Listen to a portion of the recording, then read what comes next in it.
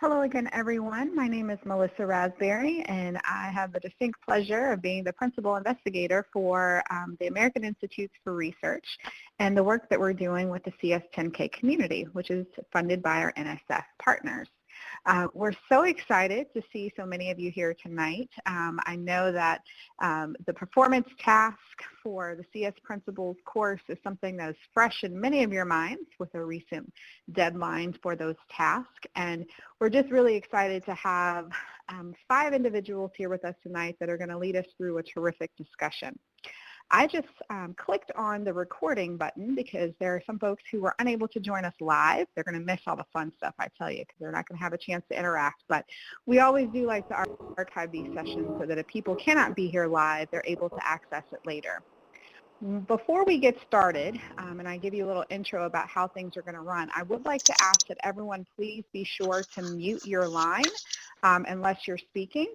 And in order to do that, you can go up into your top toolbar, and you should see something that's a telephone. There's a speaker button or a speaker icon, and then there's a telephone, and you can click on that drop down and do mute my phone. And we ask that you please do that because if there's any background noise behind you, it'll disturb others while we're here. We, of course, absolutely encourage you to take part in the conversation.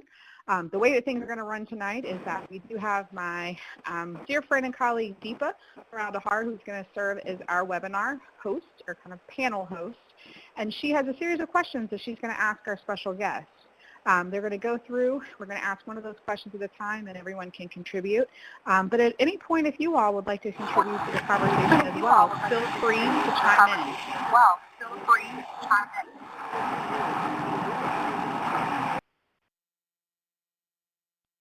So if you want to get our attention, up again at the top toolbar, you should see a little icon that looks like an individual with their hand raised. You can simply click on that drop-down menu and click on Raise Hand, and that will alert us that you'd like to chime in. But we really do want this to be truly conversational. Again, we have Deepa serving as our host and 4 special guests, but this really is about you all as a community. So we hope that you'll be very participatory and conversational as we go through things throughout. So without further ado, I'm going to go ahead and turn it over to Deepa to get started. Hello everybody, this is Deepa Muraladar here. Hope you can all hear me well. I am really excited about this webinar that we have offering today. It is, like Melissa said, on one of a very topic that's of high interest to all of us on the performance tasks that are a major assessment in a CS Principles classroom. Just a quick set of instructions here. We do have a PowerPoint that Melissa and I have meticulously put together, and we are just have a few questions that would serve as a guide for our conversation. These questions, as all that they are meant to be a guide and are to serve as an interaction. As Melissa said, we really do want this to be like in a real face-to-face panel session. So feel free to raise your hand and ask one another panelist another question. Let's say I put a question up there. You know, the order that we have here, we have Jeff Gray, followed by Ralph Morelli, Chinmao Che, and Carol Yarbrough. So we'll go through the introductions and then put up a question. We could follow this order, but honestly, if you raise your hand and you want to talk about it, please do. You want to add on to something that somebody says? Very much welcome. Audience, you want to raise your hand and ask a question? Please, that's what we want. So let's make this very interactive. Let's make this important. Each one of us values our time, and I cannot tell you how much Melissa and I are absolutely grateful that you are here. So let's have some fun. So introducing me, I'm from Atlanta, Georgia. I'm a teacher in Atlanta Girls School. Introducing Ralph Morelli, professor of computer science, Trinity College, Hartford, Connecticut, a great friend of mine. He and I want to say 4 years, 5 years, we see each other at least 3 times a year and are sure to talk to each other. Chinmao Che, my very dear friend, I don't know, 10, 14 years I've known her. An amazing champion for teachers, an amazing champion for computer science education. it's an honor to even call her my friend. Jeff Gray, my very close colleague. If I don't receive an email like at least 3 per day, I kind of feel lost from Dr. Gray. Highly respected in Alabama and across the nation, an amazing professor, and I think a lot to share with us. And finally, my very, very good friend Carol Yarbrough, an amazing teacher, professional, mother, a very good friend of mine. So we're here to welcome every one of you here. Um, um, Anybody would like to say something before we start on the questions? Professor Morelli, Dr. Gray, Chinma, Carol?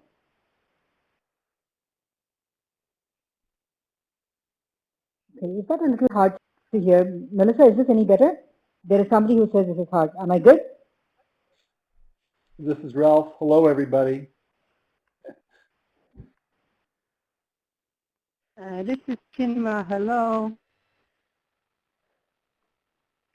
This is Carol. Hello, everyone. Hi. Hi, this is Jeff Gray. Hi.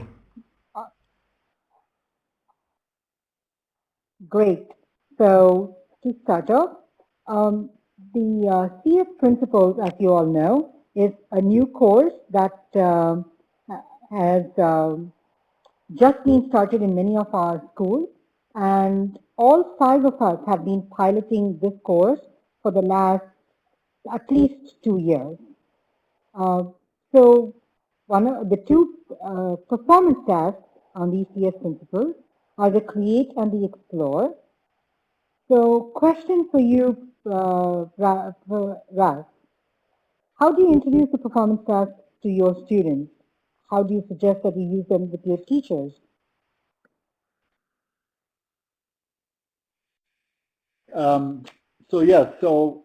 I just happened to teach this course this past semester at Trinity College with my colleague Pauline Lake. We had 2 sections of the course, a total of 48 students, and these are undergraduate students, most of whom are taking many of whom are taking the course as their only computer science course. It fulfills what's called a distribution requirement at Trinity College that can either be fulfilled by a computer science or a math course or a logic course. So how do I introduce the performance task to students? We have actually a practice. We have actually 3 create performance tasks during the semester, and we introduce them by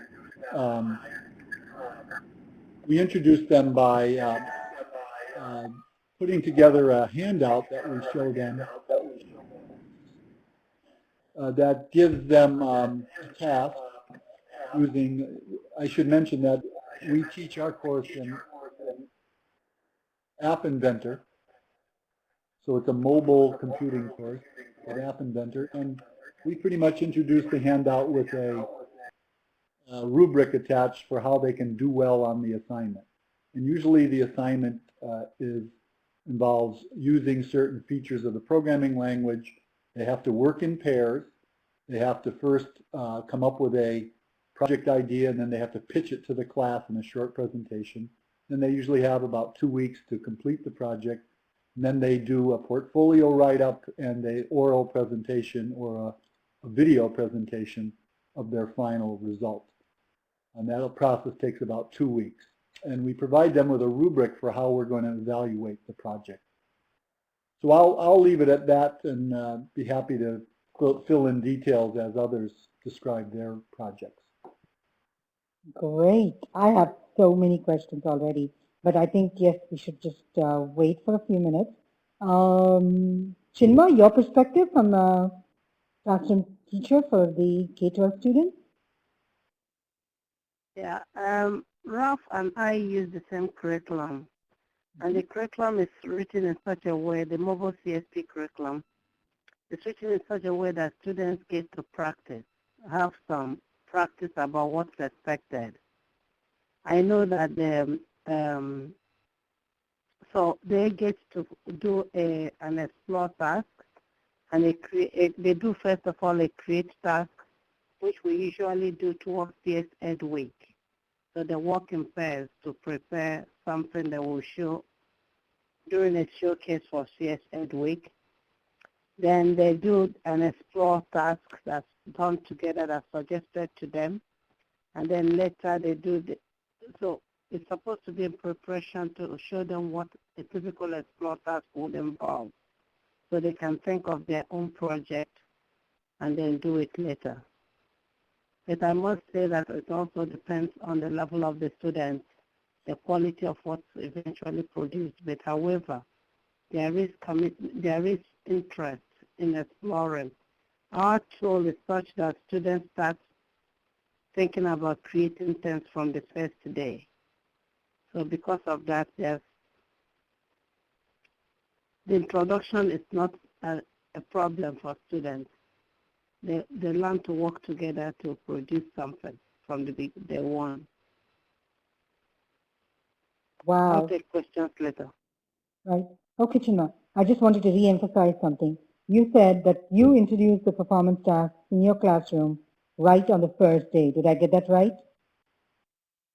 No, not really. What I mean is for the nature of our tool, it's such that students create things. So from the first day, I tell them they are going to I give a general overview of the course, and then I tell them we are going to produce a create task towards CS Ed Week. So the very first create task, which usually comes after Unit 3 of the mobile CSP curriculum, ask them to create something and give them a format to create a game or something. That's supposed to be modeled after the performance task create, the collaborative one. Yeah. So through that activity, they learn how to present a task. So we included different ways to practice the task in the curriculum. So the students don't see the task for the first time when they are producing the final project. They are supposed to learn what it is, do a practice, and then when they get to their proper performance task, which they have to do on their own, then the students should, in quotes, be well prepared to do it on their own.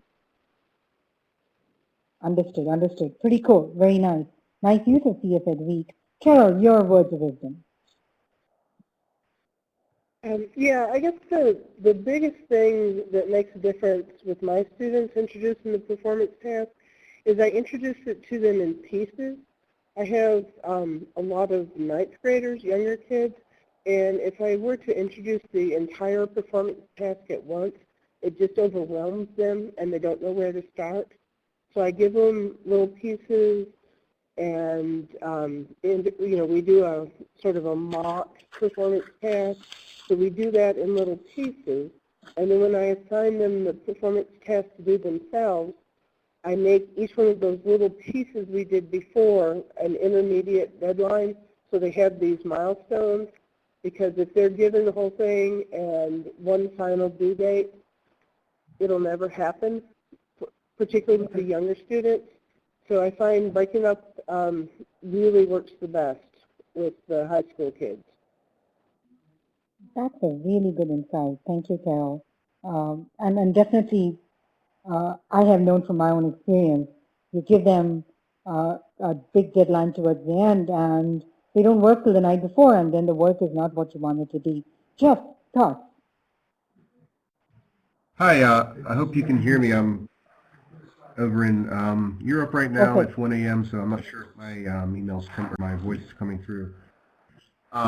So one thing I would like to step back and say first is if we have any teachers who are doing CSP principles for the very first time, I think it would be very helpful for you to try the performance task yourselves. So that's what we actually do in our training for the teachers in Alabama working on this, and in the MOOC that we do, we actually have ask our teachers to go out and do the create performance task individually on their own, so they have the kind of a feeling for what's expected even before going in the classroom. But in my own class, it's a little bit different with college, university setting, because we have so limited hours, so I can't do much at all in the classroom. But things that we do is we start with the create PT, and we do the collaborative part where we have teams of students working, and then that's in the first quarter of the semester. Then we'll move over actually to explore PT in the middle, and finally come back and do the solo or individual create PT at the end. So we kind of break the create part in two, and we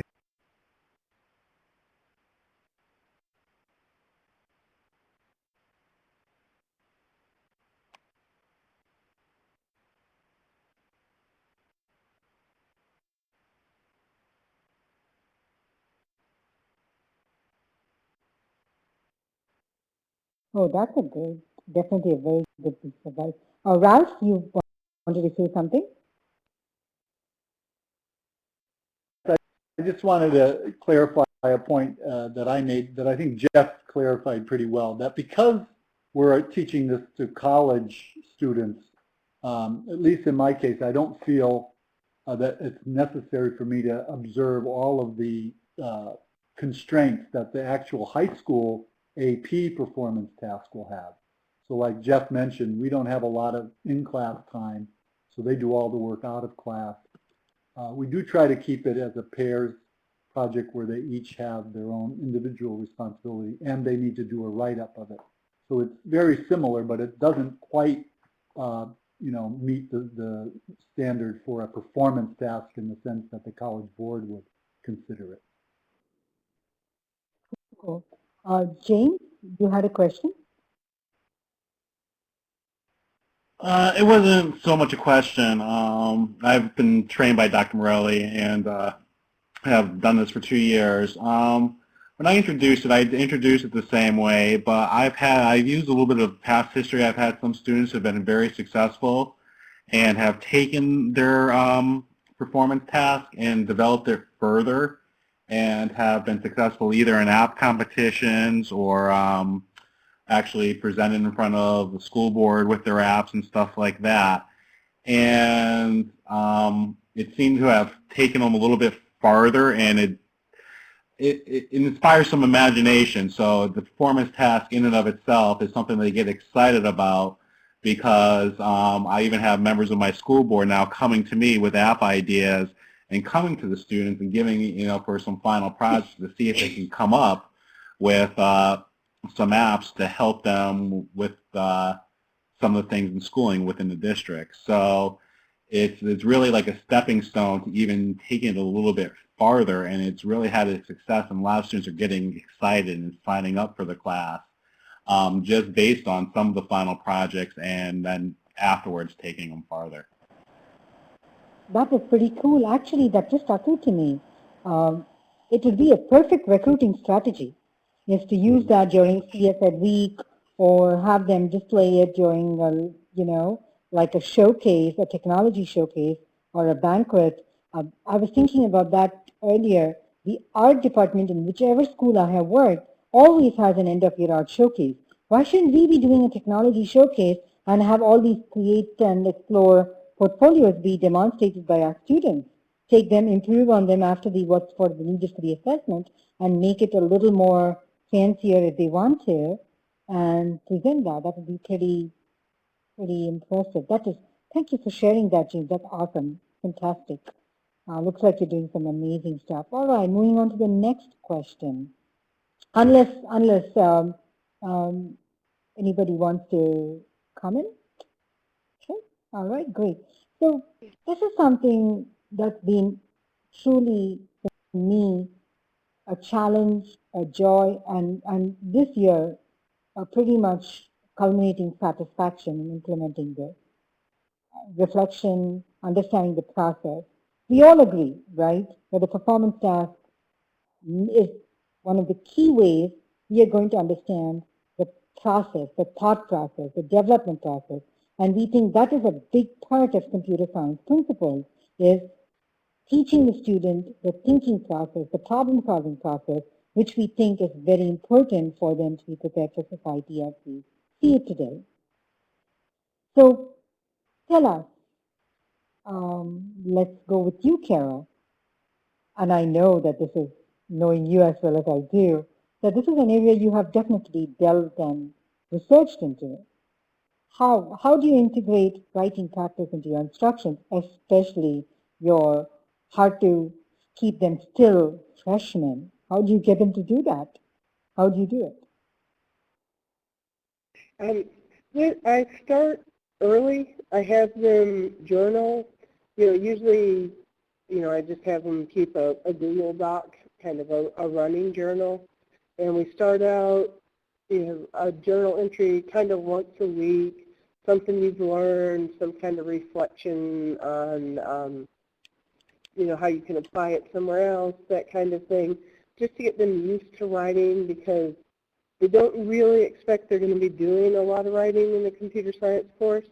So initially that takes a little while to get them used to the idea. So I have them do journaling, and I always have some kind of reflective sort of short answer, like a paragraph kind of answer on any kind of assessment or any kind of project. Whenever they do a project, when they turn it in, they have to turn in, about a paragraph talking about, what they learned, what went well, what didn't go well, the same kinds of questions they have to answer on the performance task. So if we do this all year long, by the time they get to the performance task, they're at least accustomed to it. With my freshmen, I find that their writing skills overall aren't as well developed as I would like. This year I also taught a lot of 11th and 12th graders, and their writing skills were developed, and so it was much smoother with them. But with the younger kids, it's kind of just practice. So pretty much practice, practice, practice. Chinma, thoughts? Yeah, with us, part of the structure of the mobile CSP curriculum is for students to have a Google site. And in that Google site, they're supposed to write reflections on their work. So we try to help them start writing. Even though they have difficulty, most of them, they like to write one-line answers to everything. So you continue to encourage them and hope that they improve with their writing as the year goes on. But we have that's there when they do their the practice ones, they also write. So those are incremental ways we try to support their writing and reflection. But I think to a large extent, I don't want to give the impression that's easy, because it depends on the students you have. This year I had to get to a level where I had to have a Google Doc my students had to type into every lesson because they were having difficulty with their Google site, updating their Google site. So they are depending on the students you have, there may be need to vary what you do to keep them writing, and they keep them discussing, because the more they discuss, the more they learn from each other, the more they have the words they can use to write when it gets to the time to write. But writing seems to be an issue where I think we are, in quotes, helping students a lot to organize their thoughts, to know how to present things.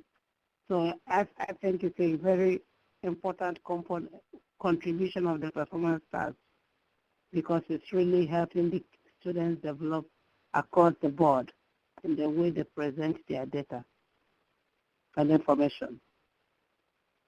That's right. And, it just occurred to me, by putting it in a Google site, we even taught them organizational. They can kind of lay out their thoughts and try to connect the pieces. It's actually a great idea. Ralph, thoughts from the higher ed perspective?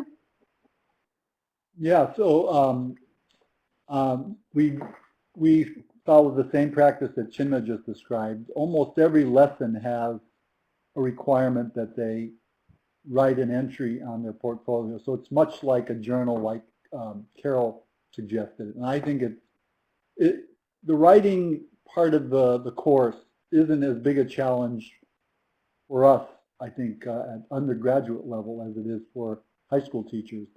But I do think it's very valuable.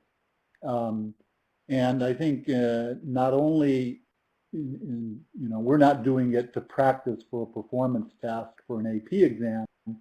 I think it's valuable as a way for them to reflect on what they're doing, and by expressing it, they're actually learning it better. So being able to describe their program and what the different components do so that others can understand it, I think helps them understand programming for that part of it. And then on the topics, the various impact topics, they like to write about their views on that. So I think it's a great feature of the CS Principles course, and it works well at the undergraduate level. That sounds definitely good. Francisco, you had a question for the panelists.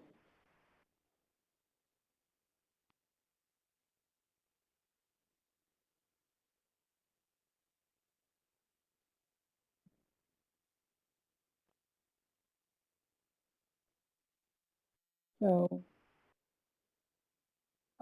okay. So I can ask that for you, Francisco. So the questions that Francisco had for our panelists is, what about pseudocode? Let's say students wrote pseudocode. Would you consider that as part of writing? Thoughts? I think that's my view. Is I think when we're talking about writing here, we're talking about students being able to communicate what they have in their project in the format that's required by the College Board. For part of the performance task is 50% of the exam, and it has certain questions that students need to answer, and as part of their documentation of their work. And those things are judged by a rubric. So the students need to be able to answer those questions or attempt to answer them. And the part of it is they need to understand what those questions are asking them to do. And that's what the part we are talking about. That's I'm talking about as the writing part. So the pseudocode, I'm thinking through the activity or storyboarding. That's not what I consider the writing part of performance task. That would come in under their, as part of their create or, yeah. But when I hear the writing component of the performance task, I'm thinking about students being able to address those questions that the College Board wants them to answer. That sounds like a this is Carol. Go on, Carol. This is Carol. I would agree with, I agree with Chinma. I believe the pseudocode is very, very important in this course for them to be able to work out the logic, but I think the writing is something different, really, for them to be able to, express their thoughts and their processes in English, not, in full English sentences, not in a sort of pseudocode fashion. Excellent question, excellent responses. This is getting really fun and exciting. Jeff, thoughts on how throughout, in your case I understand that this is a semester-long course, but how best do you assess student learning so that you think, oh yeah, when they deliver the performance tasks at the end of the year, they will be good. So what kind of assessments do you see value in students being given throughout the year, from the beginning of the semester till the end? Right. So I was wondering if I could even go back to the last question real quick. And yeah, on absolutely. that, go right ahead. About writing and reflection. Just from the high school perspective and some of our teachers in Alabama, we had a really unique situation where one of our teachers, Bucky Garner's his name, was working with the English teacher, Dr. Ward, at his high school. So there was a collaboration that they had between the computer science and English, which I thought was really neat. And I think they actually have that submitted to CSTA Voice. So that might be coming out soon, hopefully. So that's a unique collaboration on how to address the writing and reflection by working with others in your school and maybe the English department. The assessment for me is a little challenging. Ralph may have some more insight into this to do it at a university level, but just the short time frame is really tough. So I think just what we were encouraging at the high school level is just mock PTs, and I don't know to what degree that accounts towards the overall grade in the course. But that question about assessment, I'm probably not that. Probably Chinma and Carol, I think, may have a little more insight into that one. Understood. Anybody want to take that? Carol, Chinma, Ralph? I can talk about assessment. Assessment for us has different facets to it. One is the mobile CSP curriculum has questions, that's formative assessments that you ask at the end of each section. So students answer some simple questions at the time to assess their understanding of the concept. Then assessment also includes writing something in your Google site or submitting or answering a question that's required from you. Also, we have chapter tests at the end of each chapter. So we have the unit assessments that are immediate and the writing, and then we have the chapter tests at the end of the chapter. So they get points from it. And because our performance task goes across the different quarters, so there is assessment built in at each level. However, the final assessment counts in being able to produce something you can send to the college board, which is something they have to do on their own. So we have this gradual assessment from second quarter really from CS Edweek. If you prepare your presentation and you do present it well, then you get some points. And then the daily questions you answer at the end of each section is also part of the assessment. Then by the end of the whole thing, they're supposed to submit something to the college board. I add it to my assessment and classroom assessment, even though now that it's still a pilot course, the college board won't show us whatever they do. But there is, if you don't assess students, they don't do anything. That's the problem with high school. It's like part of the getting work done is also that you're going to get a grade of sorts or it. So we have different, both formative, summative, postings on your Google site. Those are all done as part of who they are and what they get. And that contributes to what they get for the Explore, for the performance task. So I have grades for Explore 1. I have grades for Explore 2 from previous quarters. Now I have grade for the final one that they do if they get it done properly for the college board. Right, that makes sense. Yeah, you're right. Students don't like to do work that they're not going to get a grade for, and students will not do things that they don't get a grade for. So it goes both ways. I'm going to quickly take a jump here. Elvis has a question. Are the mock performance tasks available online, or are they created by teachers based on what they've heard from the AP exam? Ras, do you want to go ahead and talk to us about it? Yeah, I mean, yes, all of our materials are online. Right now, and this is the first time I did this at Trinity in my whole career.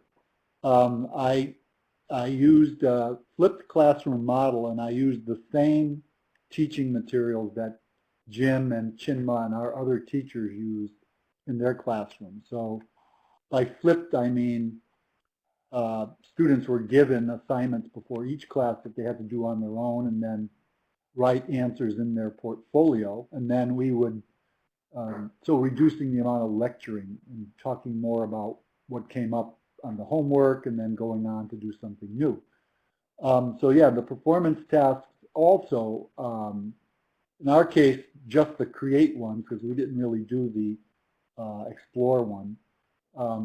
but yes, those are, we have, assignments up online for those that our teachers were free to modify, but, and I don't know yet exactly how much they did that, but they worked pretty well for our model, which is this mobile computing model where they're building apps. I'd be happy to share those if folks would like the link. That sounds like a great idea, Ralph. After this, there would be like a discussion post on the CS10K site, and we're hoping everybody's going to jump in and participate. It'll be a great place for you to post your links there. We'll come to that in a few minutes. Yes, Katie, I agree. I would want to see that too. Carol, thoughts on how you assess your students? Yeah, I mean, I assess them sort of the normal ways: informal observation, quizzes, writing assignments, projects. But something I started doing this year that I really need to develop more, I'm kind of new to it, but doing kind of a fine arts critique. I'm at a fine arts school, so a lot of my students are very familiar with the process of a fine arts critique, where the students get up and they present their project at some stage, not when it's complete, but they present it to the whole class, and the whole class gives them input, and then, they make changes based on the input. They can choose to accept some of their classmates' input or reject it. And I find that's really helped make the end product of higher quality, and it also motivates them to have something good to present. Otherwise, they don't want to just get up there and have nothing when their classmates have something really good to show. Right. So I'm going to be doing more of that next year. I think that's been a really successful exercise, doing the critique. I agree. The critique, and they model real life so much. Great, great commentary. Great. I have a quick one for you, Chinma. So you've been piloting this. You've been trying various strategies. You've had Hadi Petrovi come and speak to your students. So you've had some fun things. Can you share with us a fun strategy or technique that you use in the class that you think, yes, this is one of the biggest ones, this is one of my biggest tip or trick that I use that I know will produce a good performance task at the end of the year. I've used it every year, and it's a sure thing. I'm not sure I have found strategy. What I know is because students change, so you find yourself as a classroom teacher changing what you do depending on the needs of the class. At the bottom of the whole thing is that we want to broaden participation in computer science. So if your aim is to broaden participation in computer science, then you have to find yourself being flexible and adapting to whatever needs the students have.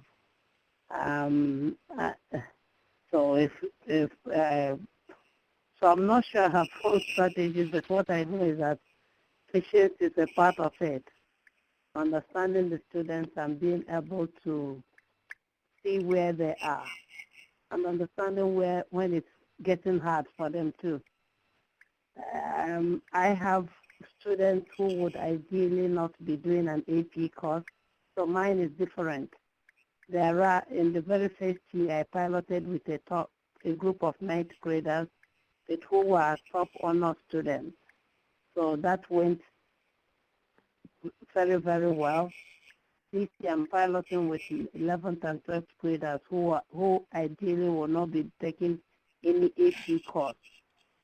So because they are at a different level, I have to find myself looking for different ways to keep them engaged. They love the course, they want to do it, but they have never been made to think at the level that this course requires them to think. So part of it is using all the skills you have to keep them engaged and keep them happy and keep them talking about computer science. Um, so I don't know what the strategies are Yeah, yeah, that they no, are this is hanging great. in there. This is great, Chinmark. So very, very useful. Yeah, I can see. Um, Jeff, any thoughts? Have you been able to do something with a teacher that you think maybe the teacher came back and said, you know, this really works in the classroom? I know you do all kinds of teacher training throughout your career. So any technique, it doesn't have to be specific to CSP. Well, I think if we look at the two big ideas of creativity and global impact, with creativity, what we want students to be able to express themselves by creating new computational artifacts, and then global impact, we want them to realize the role of computing in their daily lives. So one way that I've seen students really get excited is to be able to ask them to think about their hobbies or interests that they may have. So make it personal for the students, and then help really to encourage them to take that passion they have for something else. You know, it could be they're in sports or dancing or music or some hobby, and let them figure out the impact that computing has on that task, and then so tie the global impact, and then let them then go off and explore the creative expression that computing can provide. So trying to address those two things by really hooking into some personal experience, I think makes it really fun for the students. Yeah, I think absolutely. I can connect to that as a classroom teacher myself. If it's a personal connection, it really seems to make a difference. Ralph, thoughts on the same one? Either something that you heard from a teacher, something that you talked and discussed with a teacher, your own personal experience teaching, anything, or in and out of CSP. Yeah, actually, I'd like to go back to something that Chinma was saying, that I've always felt that maybe Jeff knows about this more than I do, but I've always felt to be a kind of a tension in the CS principles plan or approach, that it was aimed at AP level, and yet the goal was also broadening participation. And I guess I heard from someone that the strategy behind the AP level was that parents would help push schools to adopt the course because of that. But I've always felt this tension that sometimes, the AP can be stressful for students, and our teachers tell us that, not all the students are, taking the course for that reason. And I think it's okay. I think it's okay to err on the side of broadening participation, like Chinma said also. So I just wanted to make that point, that it's not so important to me, or I think to some of our teachers, that their students are going to ace the AP exam if they're getting excited by the material in the course and just enjoying it. And on that point, I'd say I don't really, our professional development strategy doesn't spend a lot of time either trying to motivate the teachers or tell them how to teach. My assumption's always been they're better teachers than I am. I shouldn't be telling them how to teach their students. And I think a big part of whatever success we've had with our project has been the mobile app thing. That's really personal and grounded in the students' own lives, right? They're writing apps about stuff they're interested in, and I think that's been a huge motivator. So we haven't really had that problem for the most part in our classes. Yeah, I will agree with Ralph. My students, even though one would consider they are excited about writing apps, even though, because everybody has ideas, they have things they want to communicate.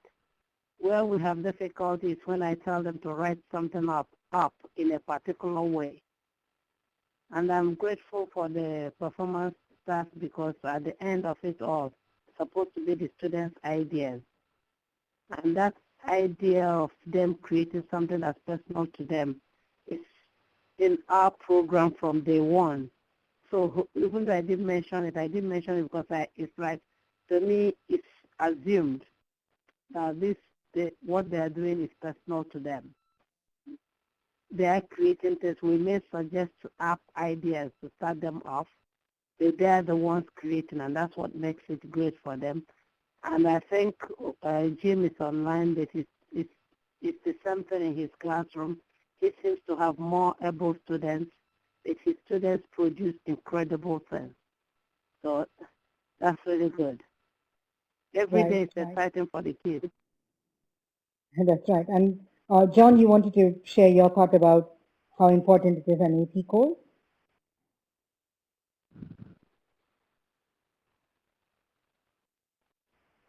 Hi. I just wanted to add that for some students, if you put the letters AP in front of a class, they're not going to take it because they know that it has more rigor, especially with an inner city school. Sometimes they're shy to participate. But I think some of them might be interested based on the output and the types of things that can be built into the class, like creating apps for phones. Right, right. Yeah, and then I think I have to, that part that resonates very strongly with me, that it's more about it being personal and getting the students excited than more about passing an exam. Carol, as a veteran teacher, highly successful, very respected teacher, an advice about performance task process for the new teachers?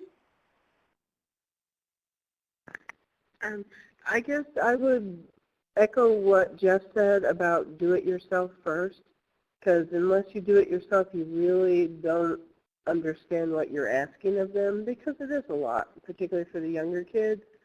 And the other thing is kind of take it in little pieces, and if something doesn't go exactly perfect, don't worry about it.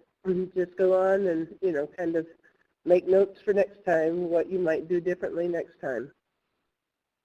Right. Very nice. And also, I really think it's important to do the kind of mock performance task, because there's a lot of little pieces, things that we don't think are a big deal, but something like taking their screen capture and making it, you know, where it is less than 30 meg.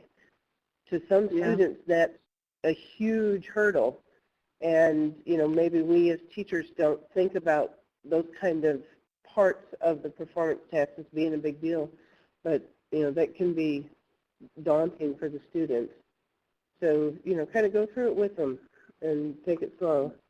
Right, right. And we really do underestimate how unnerving it can get. James, you had a question or a comment?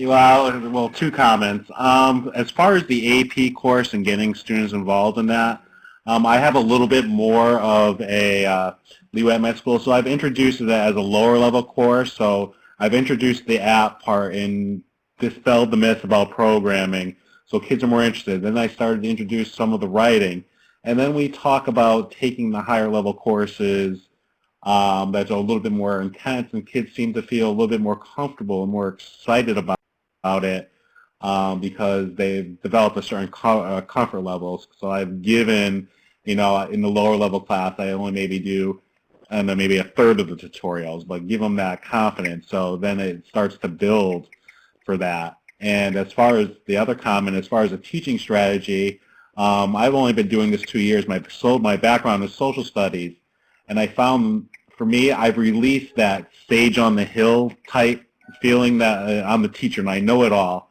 And sometimes when I'm working with the kids in math, it's figuring it out together.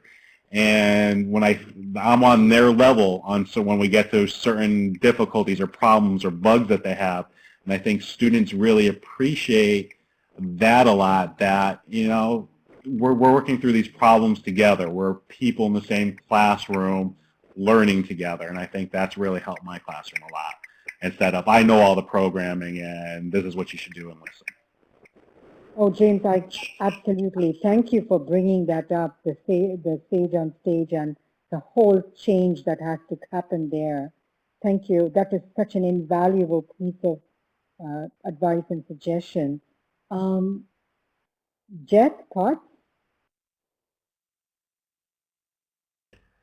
Yeah, I think I would echo what Carol was saying that this is not yet an AP course. It'll be next year. So there's, if you haven't taught yet and you're teaching it even this next coming fall, it's still kind of like a pilot. So it's okay to make a mistake and use this next year as a way to feel out your own strategies. So when you go live with the real course in 2016, 2017, you'll have some of that worked out. So it's always natural as humans to feel a little bit of unease about something brand new and uncertain. So that's natural to feel, and just don't let that get things so stressful. Just make sure that you're kind of reflectively looking at your own teaching and how you might improve it if you're doing this for the first time in this coming fall. Great. Yes. Ralph, thoughts?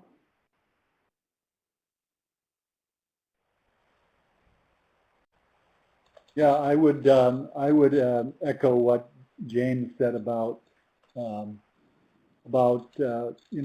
even I feel like my college students know so much more about their smartphones and their tablets than I do, and also about social computing and a lot of the topics we take up in the course.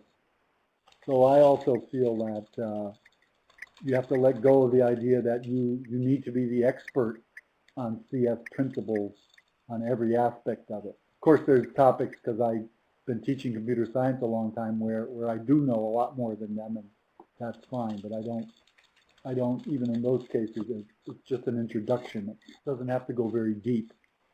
So it's okay for it to be a course where we're figuring things out together. I think that works well. Chinmay?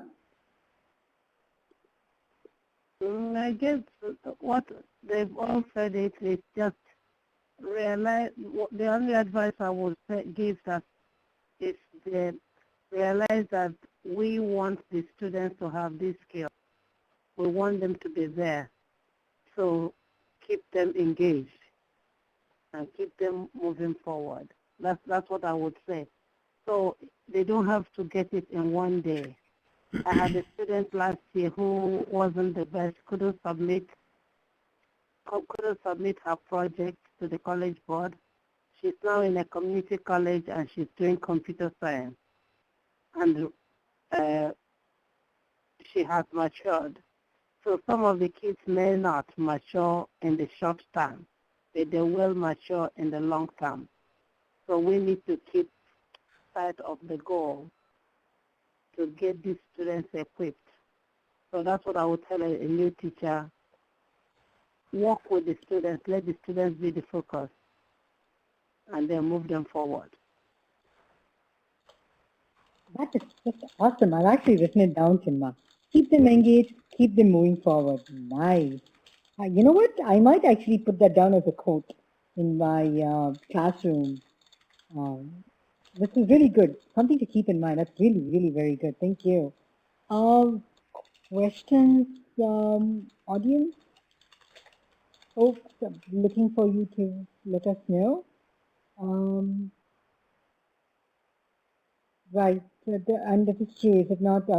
John says, will there be more teacher training this summer? I don't know what I would have done without Jeff and Ralph's training programs. John, that makes it all of us. We wouldn't know what to do either. It is, Tammy, I have to say, my best teachers are teachers. I learned so much more from these PDs only because I sit down and talk to teachers, and I come back with so much more respect for the whole thing. Yeah, John, that's a great question. Melissa, you want to ask that question? Melissa has this really good question. John, it would be great if you would take the mic on that. What topics would you interest for summer webinars? I don't know. Let's see. I didn't turn it off. For example, for me, my students are starting the performance task right now, and what I'm noticing is that I didn't do a good job of teaching them about abstraction, and so I'm seeing them trying to create a program and they're coding they're like hard coding everything step by step rather than thinking about how to take techniques that they've learned using lists, for example, and trying to transform that into something that's programmatic. And so that would be an example of something that I would like to work more on. I would like to get an update on the new framework or the updated framework and the new, somebody mentioned something about rubrics as it relates to the AP exams. And so if the AP board has those rubrics or some guidelines, a little bit more than what I see online, that would be helpful too, as two examples off the top of my head. Great, John. And I actually will, I'm sorry, I'm just going to say this really quickly and then hand it over to Melissa. John, I will put, in the following discussion, I will mention this and hopefully folks will chime in and you'll get these links. Mark, did you want to ask this question? I think that's a very, very important question to be asked of the panelists, and they will be able to answer that very well for you. I'm not sure. I cut in a bit. Yeah. If somebody wants to get more information, they can go to the community forum at the college board, because it has both the performance as the framework and the rubrics and everything you need. Great, Chinma. Very nice.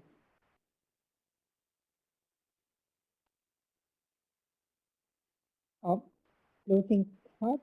Hi, everyone. This is Melissa Raspberry again. I'm going to jump in for a second and share a few things with you all, because I see we're closing in on the end of our hour here, and this has been a fabulous session. I do appreciate Deepa and Jeff and Carol and Chinma and Ralph for being here, as well as all the participants. The conversation has been extremely rich. We do want to keep the conversation going. If you're not already a member of the CS10K community, we strongly encourage you to join. We are going to be continuing this conversation in a new group that we've started. In the past, if you've been a member of the community and you're familiar with how it's been set up, most of the activity in the past has really been contained within CS10K project-specific places. So those are involved with mobile CSP, or beauty and joy of computing, et cetera, the various projects and programs across the country. One of the things we kept hearing from a number of you was, you know what, it's great to connect with those people that are inside of our project, but we really love to connect with people from all across the country, because that's where the power of technology can come in, and you're able to bridge the gap between states and places and bring people together. So we've created something called a new CSP Open Group, and it's a brand new open community space on the CS10K community website, where all the folks that are interested in CSP can come and talk about that together. So I'm going to go through a couple of slides here that just walk you through how you do this.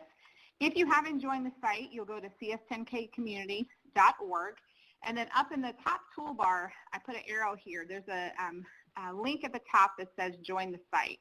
So you click there, answer a few questions. We do have moderated access or membership, just so that we can stop spammers and things like that. So if you join the site, shortly thereafter, we'll approve you to get in. You don't have to pass any specific tests, just other than being an actual real person.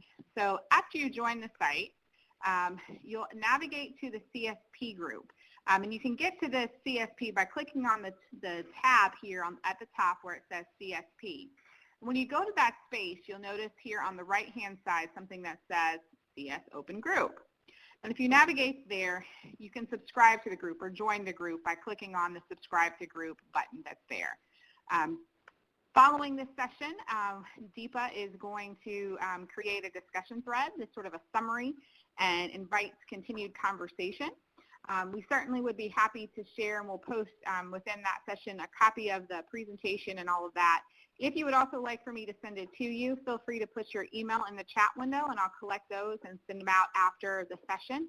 But again, we really encourage you to join the community, because that's the great point of this. It's great to come together for 1 hour, but it's even better if we can continue those conversations and sharing of ideas. So I'm going to turn things back over to Deepa to close things out, but we're so grateful that you're here, and really do put your ideas in the chat window. I'm going to capture those. We're going to continue to plan sessions in the summer, and would love to have you all to be connected with us. So be on the lookout for that information.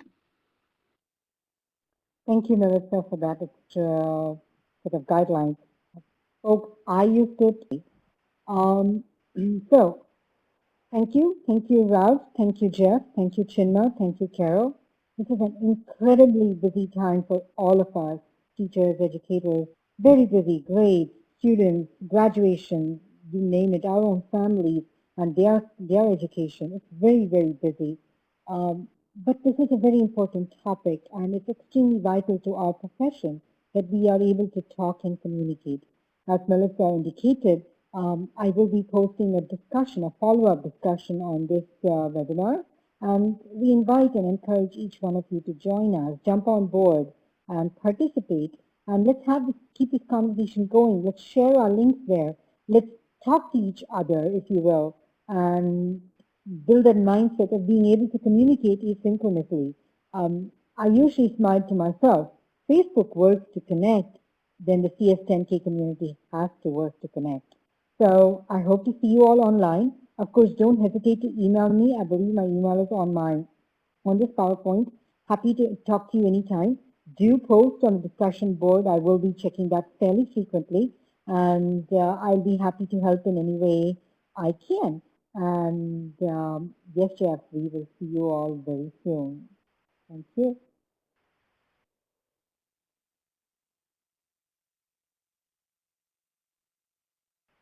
Thank you, Deepa and Melissa. Bye. Thank you, Deepa and Melissa. Thank you, everyone. Have a great Thank night, you. everyone. Okay, bye-bye. Good night. Good night, Ralph. Bye. Thanks.